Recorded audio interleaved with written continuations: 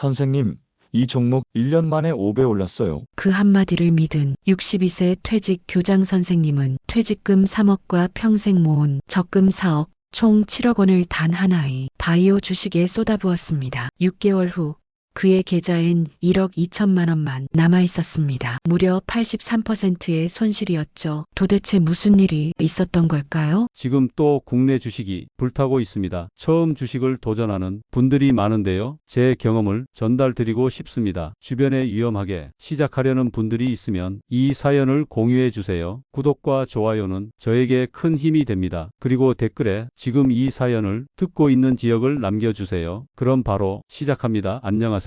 저는 62세의 학교를 퇴직한 이성훈입니다. 35년간 아이들을 가르쳤습니다. 1987년 첫 발령을 받아 평교사로 시작해서 교감을 거쳐 마침내 교장까지 올랐죠. 서울 강북의 한 초등학교에서 마지막 5년을 보내고 정년을 맞았습니다. 평생을 교단에서만 살았어요. 주식이나 부동산, 투자 같은 건 한 번도 해본 적이 없었습니다. 월급 받으면 생활비 쓰고 남은 돈은 적금 들고 그렇게 검소하게 살았습니다. 아내는 가정주부였고 두 아들을 키우며 평범하지만 따뜻한 가정을 꾸렸어요. 큰아들은 대기업에 다니고 있었고 작은 아들은 공무원 시험을 준비하고 있었습니다. 강북의 70평대 아파트에서 살았는데 20년 전에 3억에 산 집이 그 사이 12억까지 올라 있었어요. 빚 한 푼 없는 집이었습니다. 퇴직할 때 받은 돈이 3억 원이었습니다. 그동안 모아둔 적금과 예금을 합치면 총 5억 원 정도였죠. 게다가 12억짜리 집까지 있으니 순자산만 17억이 넘었습니다. 연금도 월 250만 원 정도 나올 예정이었어요. 주변 사람들은 모두 부러워했습니다. 퇴직 축하 모임에서 동료 교사들이 그랬습니다. 이제 편하게 사시겠네요. 연금도 나오고 집도 있고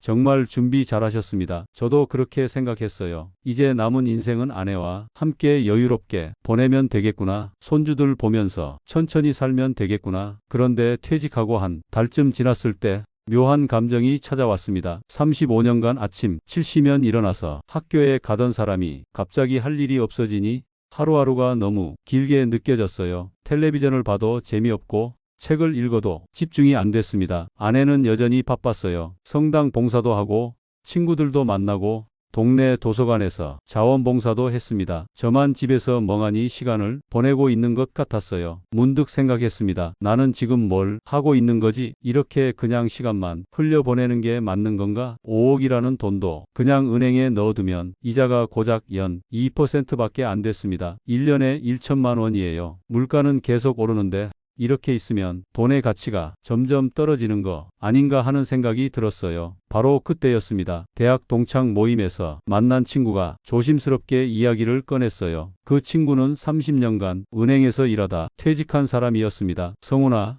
너 퇴직금 그냥 은행에만 넣어뒀어? 요즘 바이오주 좀 괜찮던데. 나는 작년에 한 종목 샀다가 1년 만에 5배 벌었어. 원금 2천만 원이 1억이 됐다니까. 그 말을 듣는 순간 가슴이 두근거렸습니다. 5배요? 2천만 원이 1억이요? 그게 정말 가능한 일인가 싶었어요. 친구는 고개를 끄덕이며 말했습니다. 물론이지. 요즘 바이오 기업들 신약 개발하면 주가가 엄청 뛰어. 특히 임상 결과 좋게 나오면 하루에 30%씩 오르기도 해. 나도 처음엔 반신반의했는데 해보니까 정말 되더라고. 그날 밤 잠을 잘 수가 없었습니다. 머릿속에서 계산이 계속 돌아갔어요. 만약 5억을 투자해서 2배만 되어도 10억이잖아. 5배가 되면 25억이고 그럼 아들들 결혼자금도 넉넉하게 줄 수 있고 아내랑 세계 여행도 가고 노후도 훨씬 여유롭게 보낼 수 있겠구나. 다음날 아침 아내에게 조심스럽게 말을 꺼냈습니다. 여보, 요즘 주식 투자 같은 거 생각해 봤어? 아내는 고개를 갸웃하며 물었어요. 주식이요? 당신이 갑자기 왜 주식을? 평생 적금만 들었잖아요. 친구 이야기를 들려줬습니다. 아내는 잠시 생각하더니 이렇게 말했습니다. 글쎄요, 저는 잘 모르겠어요. 그래도 당신이 하고 싶으면 조금만 해보세요. 우리 5억 다 넣을 순 없으니까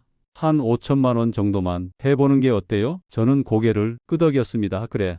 처음엔 5천만 원만 해보자. 되면 조금씩 늘리고 안 되면 그만두면 되지. 그렇게 생각하며 증권 계좌를 개설했어요. 지점에 직접 가서 계좌를 만들었습니다. 창구 직원이 친절하게 설명해 줬어요. 어떤 종목에 관심 있으세요? 요즘 바이오주가 인기인데 한번 알아보실래요? 저는 친구가 말한 바이오주 이야기를 꺼냈습니다. 직원은 환하게 웃으며 말했어요. 아, 그 종목 말씀하시는 거죠? 요즘 정말 많이 오르고 있어요. 임상 3상 결과가 곧 나온다고 하는데 전망이 아주 좋습니다. 그날 저는 5천만 원으로 그 바이오주를 샀습니다. 주가는 주당 2만 5천 원이었어요. 2,500주를 매수했습니다. 화면에 제 이름과 보유, 주식이 뜨는 걸 보니 묘하게 설레더군요. 이제 나도 투자자구나. 돈이 일하게 만드는구나. 그때만 해도 몰랐습니다. 이 작은 결정이 제 인생을 완전히 바꿔놓을 거라는 걸요. 첫 투자 후 일주일이 지났습니다. 매일 아침 눈을 뜨면 제일 먼저 휴대폰을 켰어요. 주식 앱을 열어서 수익률을 확인하는 게 습관이 됐습니다. 처음 며칠은 별 변화가 없었어요. 25,000원에서 24,000원으로 떨어지기도 하고 다시 26,000원으로 오르기도 했죠. 그러다 투자한 지 열흘쯤 됐을 때였습니다. 주가가 갑자기 3만 원을 돌파했어요. 하루 만에 20% 오른 겁니다. 5천만 원이 6천만 원이 됐습니다. 단 하루 만에 1천만 원을 번 거예요. 믿기지 않았어요. 교사로 일하면서 한 달 월급이 400만 원 정도였는데 그 2배 반을 하루 만에 벌다니요. 아내에게 보여줬습니다. 여보, 봐요. 1천만 원 벌었어요. 아내는 휴대폰 화면을 들여다보더니 놀란 표정을 지었어요. 정말 이렇게 빨리 오르는구나. 그러면서도 조금 걱정스러운 얼굴이었습니다. 그래도 너무 욕심내지는 마요. 적당히 벌면 빼는 것도 생각해야죠. 저는 고개를 끄덕이면서도 속으로는 다른 생각을 하고 있었어요. 이제 겨우 시작인데 벌써 빼긴 뭘 빼. 친구 말로는 500까지 간다는데 지금 빼면 나머지는 누가 가져가나? 며칠 뒤 친구한테서 전화가 왔습니다. 성훈아, 너도 샀다며? 잘했어. 이번 주에 임상 3상 중간 결과 발표 있는데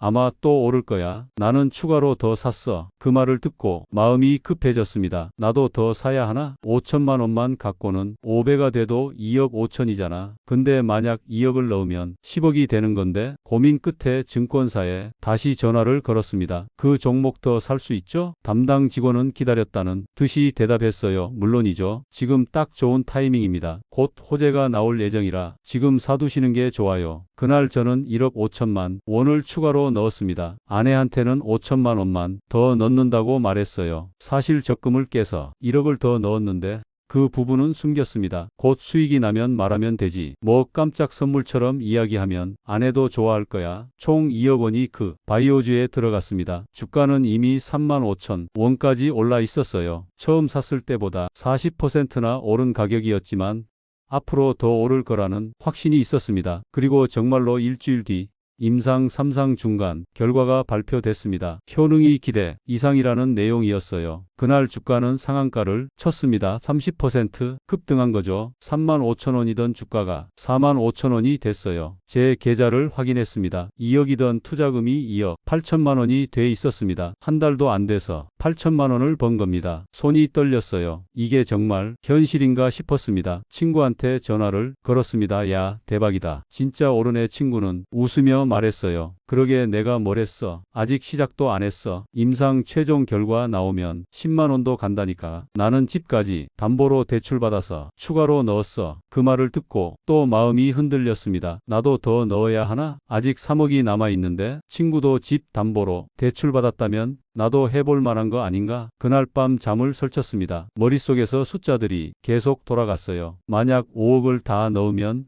5배가 됐을 때 25억이야. 거기서 세금 떼도 20억은 남잖아. 그럼 정말 여유롭게 살 수 있을 텐데. 다음날 아침 결심했습니다. 남은 돈 전부를 투자하기로요. 아내를 설득해야 했습니다. 이미 2억을 넣었다는 것도 아직 제대로 말하지 않은 상태였으니까요. 그날 저녁 식사 후에 조심스럽게 말을 꺼냈습니다. 여보, 주식 얘긴데요. 아내는 설거지를 하다 말고 돌아봤어요. 왜요? 뭔가 더 하시려고요? 사실은 제가 5천만 원만 넣은 게 아니라 2억을 넣었어요. 근데 지금 2억 8천이 됐어요. 한 달 만에 8천만 원 벌었다고요? 아내는 놀란 표정으로 저를 쳐다봤습니다. 2억을 넣었다고요?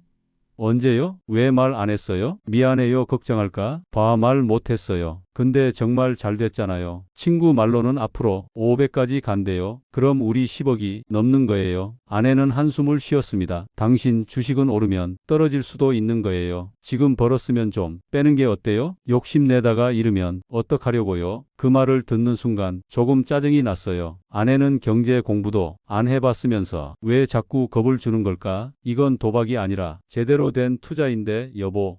이건 그냥 주식이 아니에요. 바이오 기업이고 신약 개발하는 곳이에요. 임상 결과도 좋게 나왔고요. 전문가들도 다 추천하는 종목이라고요. 친구도 집 담보로 대출받아서 더 넣었대요. 아내는 고개를 저었습니다. 다른 사람은 다른 사람이고 우린 우리예요. 퇴직금이 얼마나 소중한 돈인데요. 5억이 전 재산이잖아요. 저는 답답한 마음에 목소리를 높였습니다. 그러니까 더 불려야죠. 이대로 은행에만 넣어두면 물가 상승률도 못 따라가요. 지금이 기회예요. 결국 아내는 한 발 물러섰습니다. 알았어요. 그래도 전부는 안 돼요. 한 1억 정도만 더 하세요. 그것도 조심조심 하고요. 저는 속으로 생각했습니다. 일단 그렇게 말하고 나중에 더 넣으면 되지. 어차피 수익 나면 아무 말도 안 할 테니까. 다음 날 바로 증권사에 가서 1억 원을 추가로 넣었습니다. 아내 몰래 또 적금을 깼어요. 그리고 며칠 뒤에는 또 1억을 더 넣었습니다. 이번엔 예금을 해지했죠. 결국 제 손에 남은 돈은 5천만 원뿐이었습니다. 총 4억 5천만 원이 그 바이오주에 들어간 거예요. 주가는 계속 올랐습니다. 5만 원,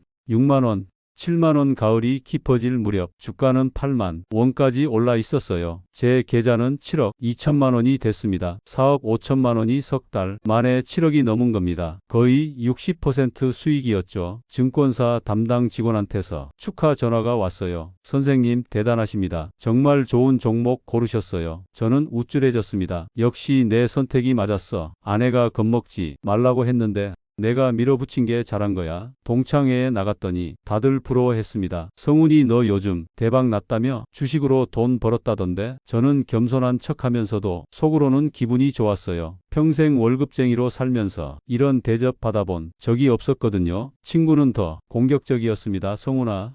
지금이 진짜 기회야. 임상 최종 결과가 다음 달에 나온대. 거기서 좋은 결과 나오면 주가 15만 원도 간다니까. 나는 대출까지 받아서 올인했어. 그 말을 듣고 또 마음이 흔들렸습니다. 나도 대출을 받을까? 집을 담보로 잡으면 5억 정도는 빌릴 수 있을 텐데 그럼 총 12억이 되는 거고 2배만 돼도 24억이잖아. 밤마다 계산기를 두드렸습니다. 집 담보 대출 5억. 이자는 월 200만 원 정도. 근데 주식 수익이 그것보다 훨씬 크니까 문제없어 1년만 버티면 돼 결심했습니다. 마지막 승부수를 던지기로요. 집을 담보로 대출을 받았습니다. 아내한테는 차고를 리모델링 한다고 둘러댔어요. 5억 원이 통장에 들어왔고 저는 망설임 없이 그 돈을 전부 바이오주에 쏟아부었습니다. 총 투자금이 9억 5천만 원이 됐어요. 그때 주가는 이미 9만 원까지 올라 있었습니다. 늦게 산 게 아닌가 싶었지만 친구 말로는 아직 한참 남았다고 했죠. 그리고 정말로 주가는 계속 올랐습니다. 9만 원이 10만 원이 되고 11만 원, 12만 원으로 치솟았어요. 하루에도 몇 번씩 휴대폰을 들여다봤습니다. 숫자가 올라가는 걸 보는 게 그렇게 짜릿할 수가 없었어요. 어느 날 아침 계좌를 확인했더니 12억을 넘어섰습니다. 9억 5천으로 시작해서 2달 만에 12억이 된 거예요. 거의 30% 수익이었죠. 대출 이자 200만 원 정도는 아무것도 아니었습니다. 아내한테 슬쩍 말했습니다. 여보. 주식이 좀 잘 됐어요. 생각보다 많이 올랐어요. 아내는 별 관심 없다는 듯 고개만 끄덕였어요. 그래요? 잘 됐네요. 그래도 조심하세요. 조심은 무슨 조심? 이건 이미 성공한 투자예요. 저는 속으로 코웃음 쳤습니다. 아내는 경제를 몰라 세상이 어떻게 돌아가는지도 모르고 백화점에서 아내 옷을 사줬습니다. 200만 원짜리 코트였어요. 아내는 너무 비싸다며 사지 말자고 했지만 저는 카드를 내밀었습니다. 괜찮아요. 이제 우리도 여유 있잖아요. 아들들한테 용돈을 줬습니다. 각각 500만 원씩이었어요. 큰아들은 놀라며 물었습니다. 아버지, 이게 무슨 돈이에요? 저는 여유롭게 웃으며 말했죠. 아버지가 투자 좀 했다. 곧 더 줄 수 있을 거야. 동창회에서는 제가 중심이 됐습니다. 밥값도 제가 냈어요. 10명이 먹었는데 80만 원이 나왔지만 저는 가볍게 카드를 냈습니다. 다들 고맙다며 칭찬했어요. 성훈이가 대박 났나봐. 완전 부자 됐네. 저는 겸손한 척했지만 속으로는 우쭐했습니다. 그래.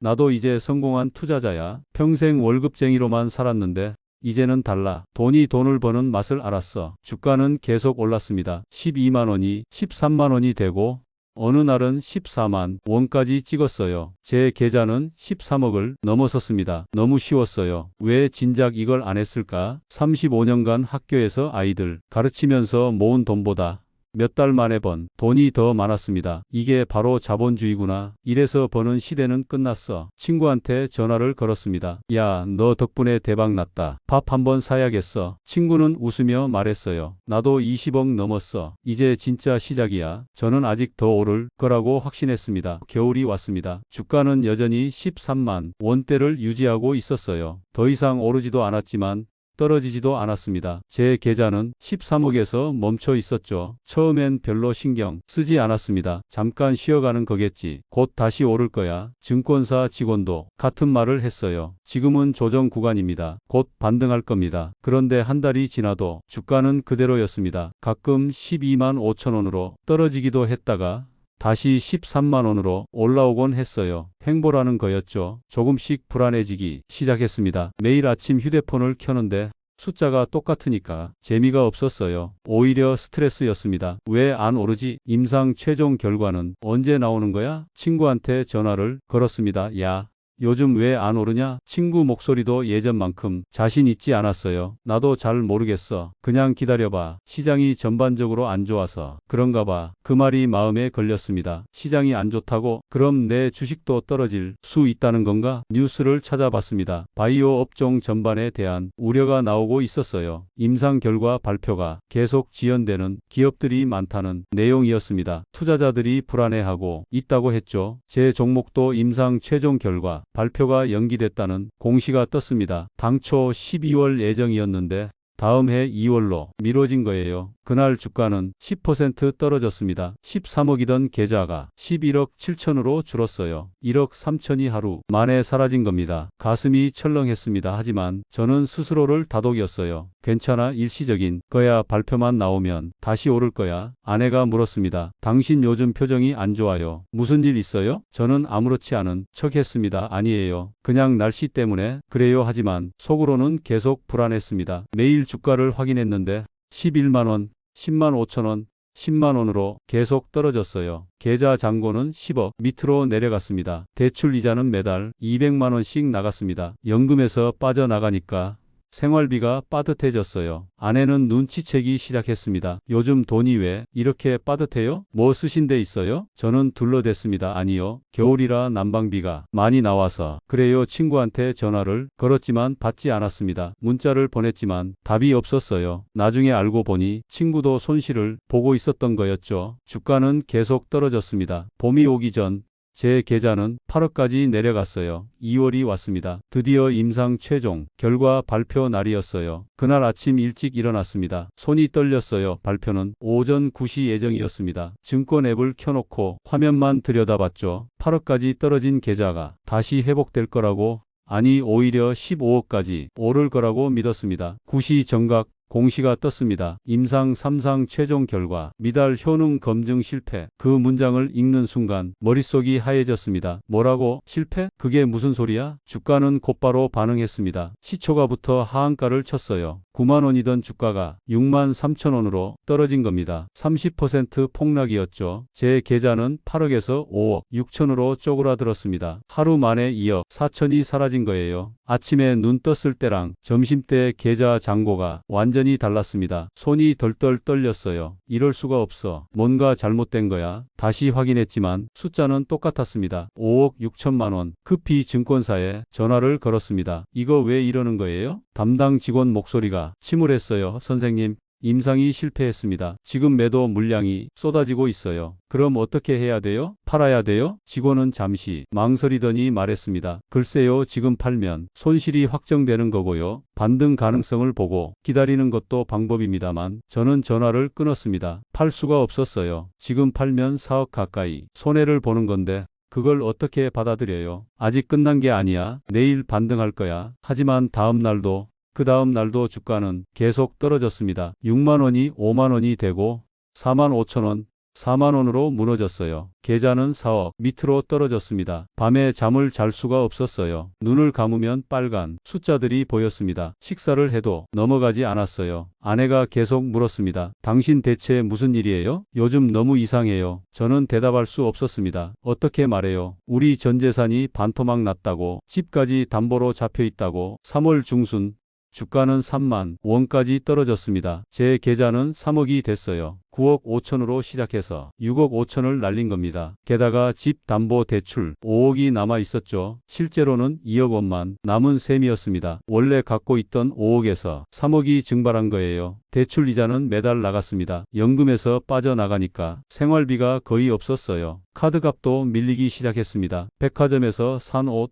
아들들한테 준 용돈, 동창회 밥값, 그게 다 카드로 긁은 거였거든요. 아내 앞으로 카드사에서 독촉 문자가 왔습니다. 연체료가 붙기 시작했다는 내용이었어요. 아내가 휴대폰을 들고 제 앞에 섰습니다. 이게 뭐예요? 카드값이 왜 이렇게 밀렸어요? 저는 고개를 숙였습니다. 미안해요. 제가 실수를 했어요. 무슨 실수요? 저는 더 이상 숨길 수가 없었습니다. 떨리는 목소리로 모든 걸 털어놨어요. 주식에 9억 5천을 넣었다는 것, 집을 담보로 대출을 받았다는 것, 지금 3억밖에 안 남았다는 것. 아내는 한참 동안 말이 없었습니다. 그러더니 소리를 질렀어요. 당신 미쳤어요? 9억을 주식에, 집까지 담보로? 왜 나한테 말 안 했어요? 저는 대답할 수 없었습니다. 눈물만 났어요. 아내는 주저앉아서 울기 시작했습니다. 우리 이제 어떡해요? 대출은 어떻게 갚아요? 우리 집까지 잃는 거예요? 그날 밤 아내는 제 얼굴을 보지 않았습니다. 말도 걸지 않았어요. 그냥 방에 들어가서 문을 닫았습니다. 저는 거실 소파에 앉아서 휴대폰만 들여다봤어요. 주가는 다음 날도 떨어졌습니다. 2만 5천 원이 됐어요. 제 계좌는 2억 5천이 됐습니다. 7억이 날아간 겁니다. 아내는 일주일 동안 저와 말을 하지 않았습니다. 밥을 같이 먹어도 눈도 마주치지 않았어요. 그 침묵이 소리를 지르는 것보다 더 무서웠습니다. 결국 아들들을 불렀습니다. 상황을 설명해야 했으니까요. 큰아들이 먼저 물었습니다. 아버지, 그래서 지금 얼마나 남은 거예요? 2억 5천 정도. 그리고 집 담보, 대출 5억이 있어. 큰아들은 한숨을 쉬었습니다. 작은아들은 고개를 떨구고 있었어요. 둘 다 말이 없었습니다. 한참 뒤에 큰아들이 입을 열었습니다. 아버지, 솔직히 말씀드릴게요. 실망했어요. 평생 우리한테 신중하라고 함부로 결정하지 말라고 하셨잖아요. 근데 아버지가 이러시면 어떡해요? 그 말이 가슴에 박혔습니다. 맞는 말이었어요. 저는 평생 교사로 살면서 아이들한테 신중함을 가르쳤습니다. 제 아들들한테도 그렇게 말했죠. 근데 정작 저는 전 재산을 한 종목에 몰빵했어요. 작은 아들이 조용히 말했습니다. 저희가 도와드릴 수 있으면 좋겠는데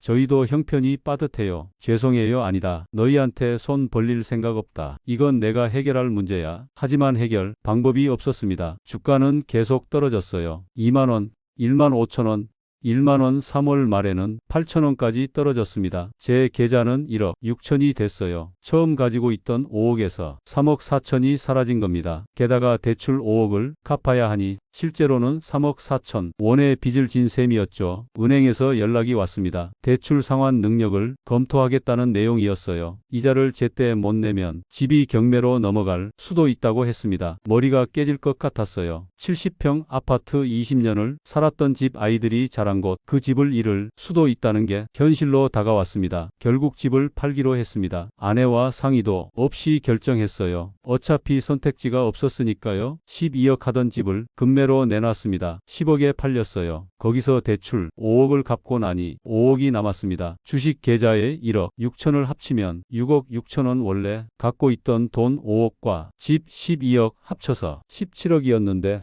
이제 6억 6천만 원밖에 안 남은 겁니다. 10억 4천이 증발했어요. 새 집을 구해야 했습니다. 경기도 외곽에 30평짜리 전세를 얻었어요. 전세금 3억을 빼고 나니 손에 남은 돈은 3억 6천만 원. 이사하는 날 아내는 계속 울었습니다. 20년을 살던 집을 떠나는 게 얼마나 힘든지 그날 알았어요. 이웃들한테 인사도 제대로 못했습니다. 부끄러워서요. 새 집은 좁았습니다. 방이 2개밖에 없었어요. 70평에서 살다가 30평으로 오니 숨이 막힐 것 같았습니다. 아내는 여전히 저와 말을 하지 않았습니다. 밥을 차려주긴 했지만 같이 먹지 않았어요. 저 혼자 식탁에 앉아서 밥을 먹었습니다. 어느 날 밤 화장실에서 나오는데 아내가 거실에서 울고 있었어요. 소리 내지 않으려고 입을 막고 우는 모습이 보였습니다. 가슴이 무너졌어요. 제가 이 사람한테 이런 고통을 준 겁니다. 35년을 함께 살면서 행복하게 해주겠다고 약속했는데 노년에 이런 고생을 시키고 있었어요. 그날 밤 처음으로 깨달았습니다. 돈을 잃은 게 문제가 아니었어요. 가족의 신뢰를 잃은 게 진짜 문제였습니다. 아내의 눈빛에서 더 이상 저를 향한 믿음이 보이지 않았어요. 아들들도 연락이 뜸해졌습니다. 아마 실망했겠죠. 평생 존경하던 아버지가 한순간에 무너진 걸 봤으니까요. 저는 그때 알았습니다. 제가 정말로 잃은 건 10억이 아니라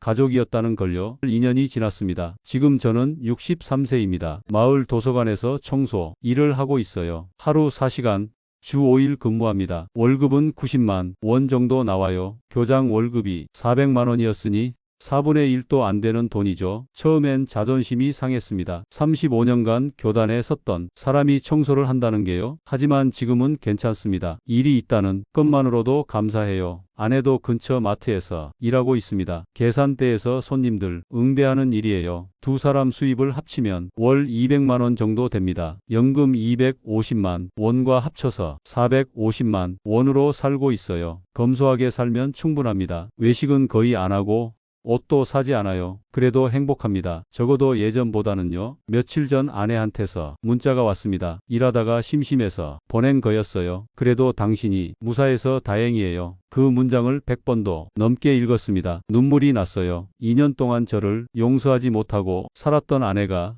이제야 마음을 조금 연 거였습니다. 그날 밤 집에 들어가서 아내한테 말했습니다. 여보, 정말 미안해요. 평생 미안하게 살 거예요. 아내는 고개를 끄덕였습니다. 알아요. 이제 그만 자책하세요. 우리 그냥 이렇게 살아요. 그 말을 듣고 울었습니다. 이 사람이 저한테 다시 말을 건네준 게 그게 얼마나 큰 선물인지 몰라요. 아들들도 가끔 연락합니다. 처음처럼 자주는 아니지만 한 달에 한 번 정도 전화해요. 작은 변화지만 저한테는 큰 희망입니다. 지금 제 통장엔 3억 6천만 원이 남아 있습니다. 절대 건드리지 않아요. 그냥 그대로 두고 있습니다. 더 이상 투자 같은 건 생각하지 않습니다. 도서관에서 청소하며 책들을 봅니다. 투자 관련 책도 많더군요. 그걸 보면서 생각해요. 그때 이 책이라도 한 권 읽었으면 달랐을까? 하지만 문제는 책이 아니었습니다. 제 욕심이었어요. 더 많이 벌고 싶다는 욕망, 남들보다 앞서고 싶다는 자만심, 그게 저를 무너뜨린 겁니다. 제가 이 이야기를 하는 이유는 단 하나입니다. 여러분은 저처럼 후회하지 않기를 바랍니다. 첫째, 투자는 반드시 가족과 상의하십시오. 혼자 결정하면 안 됩니다. 성공해도 문제고